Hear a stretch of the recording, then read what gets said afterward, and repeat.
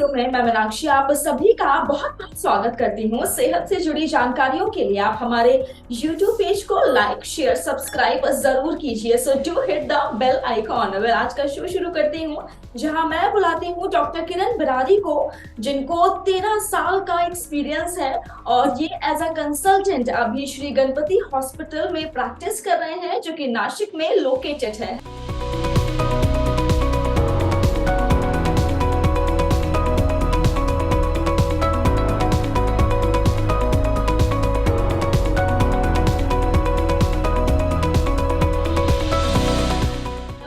Welcome to our show. Hello doctor, सबसे पहले आज हम बात करने वाले हैं एक ऐसी समस्या की जो कि बहुत आम बन चुकी है। मैं बात कर रही हूँ माइग्रेन की। तो डॉक्टर, सबसे पहले माइग्रेन क्या होता है और ये नॉर्मल हेडेक से अलग कैसे किया जाता है? सभी दर्शकों को मेरा प्रणाम। सबसे पहले माइग्रेन, हम लोग जो बोलते हैं, किसी को भी अगर सिर दर्द है तो ज्यादातर ये सुनने को मिलता है कि इसको माइग्रेन है, उसको माइग्रेन है। तो बेसिकली आज का जो अपना टॉपिक है कि माइग्रेन क्या है। बेसिकली माइग्रेन एक सिर दर्द का एक कारण है और जो हम समझते हैं कि सबसे दुनिया में 3 नंबर की जो सिर दर्द की जो बीमारी रहेगी उसमें से सबसे कॉमनेस्ट जो रीजन रहेगा उसका वो है माइग्रेन। तो माइग्रेन क्या है? माइग्रेन बेसिकली एक ग्रुप ऑफ सिम्टम्स जिसको बोल सकते हैं, जिसकी शुरुआत अलग अलग बीमारियों से हो सकती है। अलग अलग उसके सिम्टम्स रहते हैं और उसके बाद में कभी कभी पेशेंट को पेन रहता है। तो बेसिकली माइग्रेन जिसको बोलते हैं उसको अर्धशिष्टी जो नाम दिया है, यानी आधा हिस्सा जो रहता है सिर का, उधर का दर्द ज्यादातर रहता है। ज्यादातर परसेंटेज पेशेंट्स में सिर का जो आधा हिस्सा है उधर का दर्द ज्यादा रहता है। तो उसके बाद उससे रिलेटेड भी काफी सारे सिम्टम्स पेशेंट को रह सकते हैं, जिनको समझने के बाद हम लोग ये डिसीजन पे आते हैं कि ये पेशेंट को माइग्रेन हो सकता है। तो basically migraine is a type of headache which generally occurs in particular part of the head and particularly it is located in half of the जो अपना बोल सकते हैं आगे भी रह सकता है, सिर के पीछे में भी रह सकता है, लेकिन ज्यादातर जो सिर का जो पार्ट रहेगा वो पीछे का हिस्सा ज्यादा दर्द करता है, स्पेसिफिक पॉइंट पे दर्द करता है। और अभी हम लोग आगे उसकी जानकारी ले गई, लेकिन सिर दर्द जिसको बोल सकते हैं कि निग्लेक्ट नहीं कर सकते, उसमें से सबसे बड़ी जो बीमारी है वो है माइग्रेन, क्योंकि ये ट्रीटेबल भी है और जो प्रिवेंट भी हम लोग कर सकते हैं। राइट, बहुत अच्छी तरीके से सर आपने एक्सप्लेन किया। अच्छा, अगर मैं माइग्रेन की कॉज पर आऊं कि माइग्रेन आखिर क्यों हो जाता है, क्या स्ट्रेस की वजह से होता है, क्या ये जेनेटिक है, तो सर रीजंस में आप क्या कहेंगे? माइग्रेन बेसिकली कॉम्बिनेशन है, उसमें कुछ जेनेटिक फैक्टर्स भी आते हैं और दूसरे एनवायरमेंटल फैक्टर्स भी आते हैं। एनवायरमेंटल फैक्टर्स यानी जो चीजें अपने आजू बाजू की है उसमें से एटमॉस्फेयर रहेगा, खाने की कुछ चीजें रहेगी और अपना बर्ताव खुद का, यानी कुछ स्ट्रेसफुल लाइफ रहेगी। बहुत लोग ज्यादा सोचते हैं, अपना जो लाइफस्टाइल रहता है तो बहुत स्ट्रेसफुल लाइफ रहता है, जैसे नींद कम आएगी, पानी कम आप पियोगे, कुछ ऐसे एडिक्शंस रहेंगे जैसे आप अल्कोहल लेते हैं, और पर्टिकुलरली कुछ फूड सब्सटेंसेस भी, यानी कुछ खाने की जो चीजें उसके साथ भी ये एसोसिएटेड है। ये रहे एनवायरमेंटल फैक्टर्स। और दूसरे है जेनेटिक फैक्टर्स। जेनेटिक फैक्टर्स यानी जो पेशेंट्स कभी कभी फैमिलीज में भी वो माइग्रेन चलता है, यानी माँ को रहा तो बेटे को भी हो सकता है, पिता को रहा तो बेटे को भी हो सकता है, तो इट रन्स इन फैमिलीज। तो ये जेनेटिक फैक्टर होते हैं।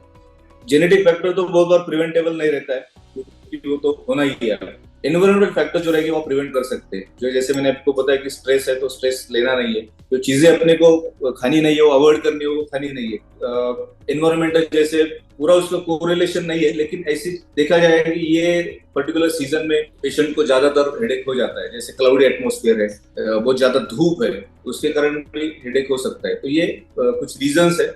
और पर्टिकुलर कुछ फूड सब्सटेंसेस में बोलूं, जैसे चीजी है, चीज ज्यादा यूज किया, अल्कोहल लिया, अभी आजकल ज्यादातर चाइनीज फूड रहता है, उसमें जो अजीनोमोटो है या मोनोसोडियम ग्लूटामेट जिसको बोलते हैं, उसके वजह से भी होता है। कुछ खट्टी चीजें रहती है, जैसे छाछ है, दही है, या फिर कुछ सिट्रस फ्रूट जैसे नींबू है, संतरा है, मौसम्बी है, उसके कारण भी एग्रीवेट हो सकता है।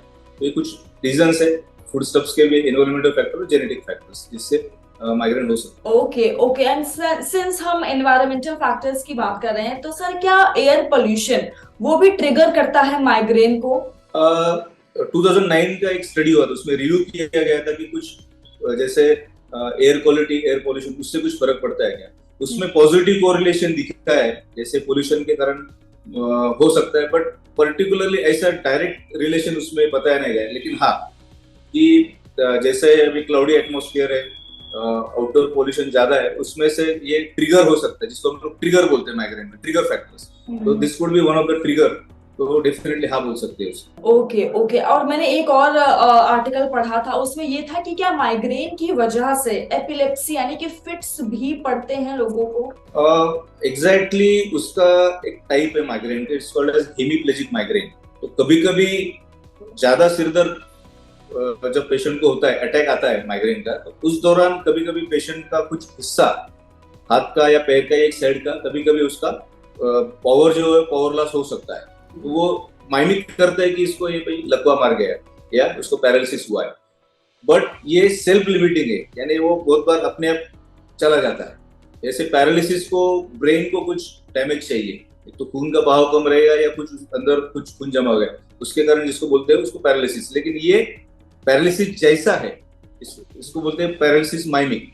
तो उसमें टेम्पररी रहता है, लेकिन आपका वो अटैक चले जाने के बाद आपका जो ताकत रहेगा वो बराबर वापस आ जाता है, उसको हेमीप्लेजिक माइग्रेन बोलते हैं। और दूसरी चीज जो आप पूछ रही है, is there any association between migraine and epilepsy, और माइग्रेन एपिलेप्सी और माइग्रेन के बीच में जो है वो रिलेशन डेफिनेटली है। माइग्रेन के लोगों को चांसेस एपिलेप्सी के दुगना या तिगना हो सकता है, और उल्टा भी है, जिनको एपिलेप्सी रहती है, जिनको फिट्स का तकलीफ है, उनको भी ज्यादा चांसेस रहते हैं कि उनको माइग्रेन हो सकता है। तो there is positive correlation between epilepsy and migraine. तो ये दोनों चीजें, एपिलेप्सी रिलेटेड यानी जो फिट से रिलेटेड है, और दूसरा पैरालिसिस जैसा, ये दोनों सिम्टम्स कभी कभी पेशेंट्स को रह सकते हैं। एंड सर अगर मैं बात करूं कोर्स ऑफ ट्रीटमेंट की, सो किस तरह से ट्रीट किया जाता है, अगर आप बेसिक मुझे बता पाएं तो बेसिकली ट्रीटमेंट दो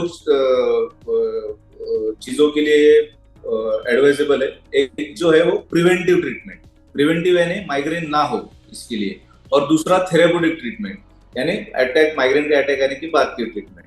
तो पहले हम अगर उसके बारे में जानकारी ले ले, तो प्रिवेंटिव ट्रीटमेंट में बेसिक आपका लाइफस्टाइल मॉडिफिकेशन है, जैसे स्ट्रेस नहीं लेना है, जो चीजें मैंने अभी मेंशन की थी वो नहीं खानी है, पानी ज्यादा पीना है, ज्यादा धूप अवॉइड करनी है, आजकल मोबाइल ज्यादा चलता है, टीवी ज्यादा चलता है, वो ज्यादा उसको एक्सपोज नहीं होना है, स्ट्रेस कम करना है, योगा कीजिए, मेडिटेशन कीजिए, ये प्रिवेंटेबल आप कर सकते हैं। प्रिवेंटेबल में, प्रिवेंशन में कुछ दवाइयाँ भी है, कुछ ग्रुप ऑफ ड्रग्स है, जैसे बीटा ब्लॉकर्स है, जिसको आप काफी समय तक आपको चलाना पड़ता है, और कुछ मेडिकेशन है जैसे फ्लुनाराजीन है, उसमें आप जो अटैक के जो फ्रीक्वेंसी है वो आप उसको कम कर सकते हैं, तो माइग्रेन का अटैक आप प्रिवेंट कर सकते हैं। और दूसरा है थेराप्यूटिक। तो थेराप्यूटिक में काफी सारी मेडिसिन अवेलेबल है। सिंपल आप पैरासीटामोल से भी जो माइग्रेन है उसको एलिवेट या बंद कर सकते हैं, आइबुप्रोफेन है, और कुछ हायर मेडिकेशन है जो इससे भी अगर ट्रीटमेंट में फायदा नहीं हो रहा है तो कुछ ग्रुप ऑफ ड्रग्स है, जैसे ट्रिप्टामाइन, जो सीरोटोनिन का लेवल जो माइग्रेन पेशेंट में कम हुआ है बॉडी में वो बढ़ाता है, जो अटैक है वो आपको बंद कर देता है। और बाकी बीटा ब्लॉकर्स है, प्रोप्रेनोलॉल, मेटाप्रोलॉल, जो आप यूज कर सकते हैं। दूसरा फिर एंटी साइकोटिक मेडिकेशन से, एंटी डिप्रेशन मेडिकेशन से जो आप उसमें यूज कर सकते हैं।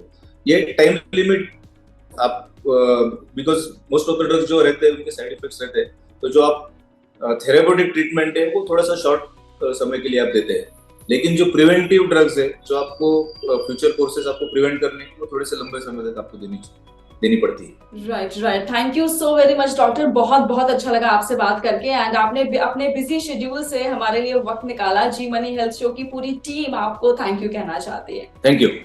सो ये थे हमारे साथ डॉक्टर, जिन्होंने बहुत अच्छी तरीके से हमें बताया कि माइग्रेन क्या है, क्या कुछ ट्रिगर कर सकता है, क्या चीजें हमें खाने की अवॉइड करनी चाहिए, और देखिए, जीवनी हेल्थ शो वो जरिया है जो आपको सीधा वेल नोन रिनाउंड डॉक्टर्स के साथ कनेक्ट करता है। तो अगर आपके मन में कोई सवाल है या इस शो को लेके अगर आप अपना फीडबैक देना चाहते हैं, कमेंट सेक्शन में जरूर लिखिएगा। मैं आऊंगी नेक्स्ट शो में एक नए सुपर स्पेशलिस्ट डॉक्टर के साथ। टिल देन अपना ख्याल रखिए, क्योंकि अच्छी सेहत हमारा वादा।